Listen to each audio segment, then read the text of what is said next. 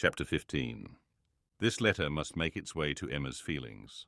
She was obliged, in spite of her previous determination to the contrary, to do it all the justice that Mrs. Weston foretold. As soon as she came to her own name, it was irresistible. Every line relating to herself was interesting, and almost every line agreeable.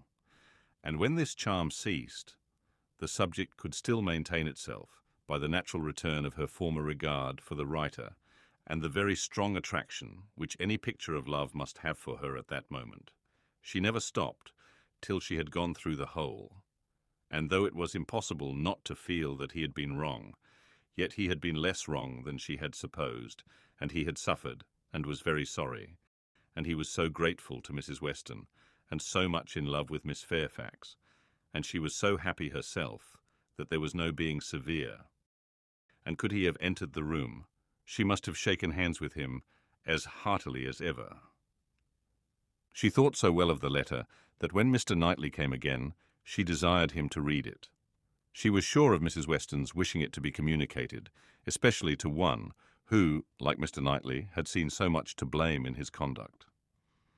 "I shall be very glad to look it over," said he, "but it seems long. I will take it home with me at night." But that would not do. Mr. Weston was to call in the evening, and she must return it by him. "I would rather be talking to you," he replied, "but as it seems a matter of justice, it shall be done." He began, stopping, however, almost directly to say, "Had I been offered the sight of one of this gentleman's letters to his mother-in-law a few months ago, Emma, it would not have been taken with such indifference." He proceeded a little farther, reading to himself, and then, with a smile, observed, "Humph, a fine complimentary opening, but it is his way. One man's style must not be the rule of another's. We will not be severe. It will be natural for me," he added shortly afterwards, "to speak my opinion aloud as I read. By doing it, I shall feel that I am near you. It will not be so great a loss of time, but if you dislike it—" "Not at all. I should wish it." Mr. Knightley returned to his reading with greater alacrity. "He trifles here," said he, "as to the temptation. He knows he is wrong and has nothing rational to urge. Bad, he ought not to have formed the engagement. His father's disposition. He is unjust, however, to his father." Mr. Weston's sanguine temper was a blessing on all his upright and honourable exertions. But Mr. Weston earned every present comfort before he endeavoured to gain it. Very true, he did not come till Miss Fairfax was here. "And I have not forgotten," said Emma, "how sure you were that he might have come sooner if he would. You pass it over very handsomely, but you were perfectly right." "I was not quite impartial in my judgment, Emma, but yet I think, had you not been in the case, I should still have distrusted him.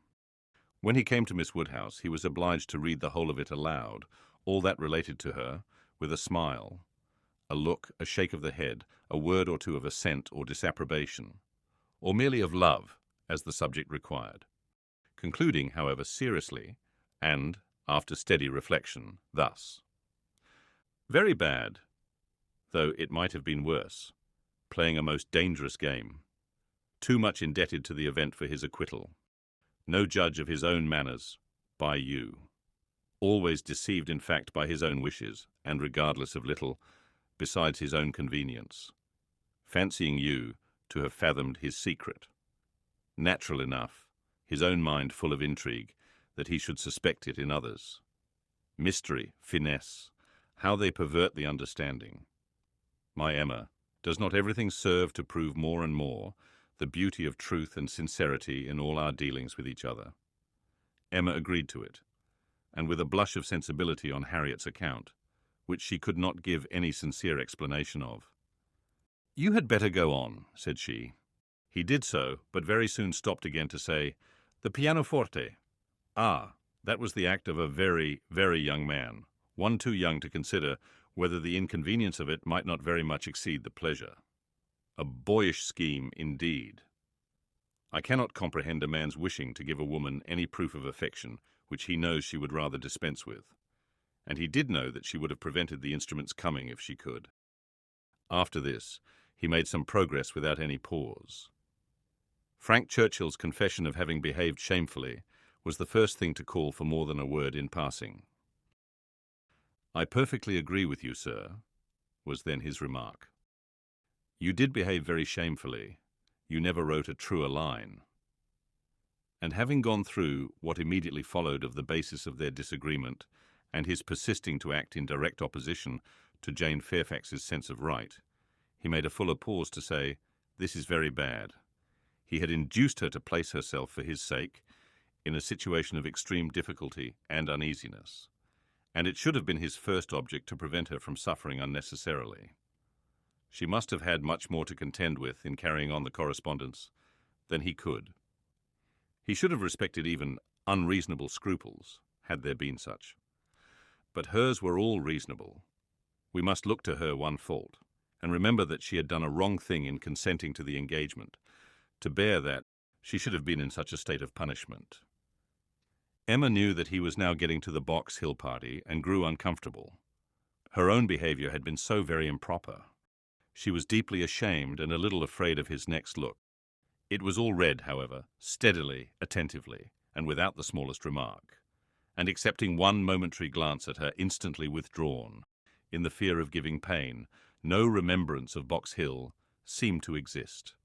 "There is no saying much for the delicacy of our good friends the Eltons," was his next observation. His feelings are natural. What? Actually resolved to break with him entirely. She felt the engagement to be a source of repentance and misery to each. She dissolved it. What a view this gives of her sense of his behaviour. Well, he must be a most extraordinary... Nay, read on. You will find how very much he suffers. "I hope he does," replied Mr. Knightley coolly, and resuming the letter. "Smallridge, what does this mean? What is all this?" She had engaged to go as governess to Mrs. Smallridge's children, a dear friend of Mrs. Elton's, a neighbour of Maple Grove. And by the by, I wonder how Mrs. Elton bears the disappointment. "Say nothing, my dear Emma, while you oblige me to read, not even of Mrs. Elton, only one page more. I shall soon have done. What a letter the man writes! I wish you would read it with a kinder spirit towards him. Well, there is feeling here. He does seem to have suffered in finding her ill. Certainly, I can have no doubt of his being fond of her. Dearer, much dearer than ever. I hope he may long continue to feel all the value of such a reconciliation. He is a very liberal thanker, with his thousands and tens of thousands. Happier than I deserve. Come, he knows himself there. Miss Woodhouse calls me the child of good fortune." Those were Miss Woodhouse's words, were they?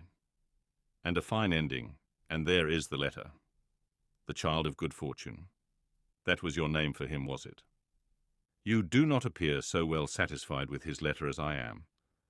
But still you must, at least I hope you must, think the better of him for it. I hope it does him some service with you. Yes, certainly it does. He has had great faults of inconsideration and thoughtlessness, and I am very much of his opinion in thinking him likely to be happier than he deserves. But still, as he is, beyond a doubt, really attached to Miss Fairfax, and will soon, it may be hoped, have the advantage of being constantly with her, I am very ready to believe his character will improve, and acquire from hers the steadiness and delicacy of principle that it wants. And now let me talk to you of something else. I have another person's interest at present so much at heart that I cannot think any longer about Frank Churchill. Ever since I left you this morning, Emma, my mind has been hard at work on one subject. The subject followed, it was in plain, unaffected, gentlemanlike English, such as Mr. Knightley used even to the woman he was in love with, how to be able to ask her to marry him without attacking the happiness of her father. Emma's answer was ready at the first word. While her dear father lived, any change of condition must be impossible for her. She could never quit him. Part only of this answer, however, was admitted. The impossibility of her quitting her father, Mr. Knightley felt as strongly as herself. But the inadmissibility of any other change he could not agree to. He had been thinking it over most deeply, most intently. He had at first hoped to induce Mr. Woodhouse to remove with her to Donwell. He had wanted to believe it feasible, but his knowledge of Mr. Woodhouse would not suffer him to deceive himself long, and now he confessed his persuasion that such a transplantation would be a risk of her father's comfort, perhaps even of his life, which must not be hazarded. Mr. Woodhouse taken from Hartfield. No, he felt that it ought not to be attempted. But the plan which had arisen on the sacrifice of this, he trusted his dearest Emma would not find in any respect objectionable. It was that he should be received at Hartfield, that so long as her father's happiness, in other words, his life, required Hartfield to continue her home, it should be his likewise. Of their all removing to Donwell, Emma had already had her own passing thoughts. Like him, she had tried the scheme and rejected it, but such an alternative as this had not occurred to her. She was sensible of all the affection it evinced. She felt that, in quitting Donwell, he must be sacrificing a great deal of independence of hours and habits, that in living constantly with her father, and in no house of his own, there would be much, very much, to be borne with. She promised to think of it, and advised him to think of it more. But he was fully convinced that no reflection could alter his wishes or his opinion on the subject. He had given it, he could assure her, very long and calm consideration. He had been walking away from William Larkins the whole morning to have his thoughts to himself. "Ah, there is one difficulty unprovided for," cried Emma. "I am sure William Larkins will not like it. You must get his consent before you ask mine." She promised, however, to think of it, and pretty nearly promised, moreover, to think of it, with the intention of finding it a very good scheme. It is remarkable that Emma, in the many, very many, points of view in which she was now beginning to consider Donwell Abbey, was never struck with any sense of injury to her nephew Henry, whose rights as heir expectant had formerly been so tenaciously regarded. Think she must of the possible difference to the poor little boy. And yet she only gave herself a saucy, conscious smile about it, and found amusement in detecting the real cause of that violent dislike of Mr. Knightley's marrying Jane Fairfax or anybody else, which at the time she had wholly imputed to the amiable solicitude of the sister and the aunt. This proposal of his, this plan of marrying and continuing at Hartfield, the more she contemplated it, the more pleasing it became. His evils seemed to lessen, her own advantages to increase, their mutual good to outweigh every drawback. Such a companion for herself in the periods of anxiety and cheerlessness before her. Such a partner in all those duties and cares to which time must be giving increase of melancholy. She would have been too happy but for poor Harriet, but every blessing of her own seemed to involve and advance the sufferings of her friend, who must now be even excluded from Hartfield. The delightful family party which Emma was securing for herself, poor Harriet must, in mere charitable caution, be kept at a distance from. She would be a loser in every way. Emma could not deplore her future absence as any deduction from her own enjoyment. In such a party, Harriet would be rather a dead weight than otherwise.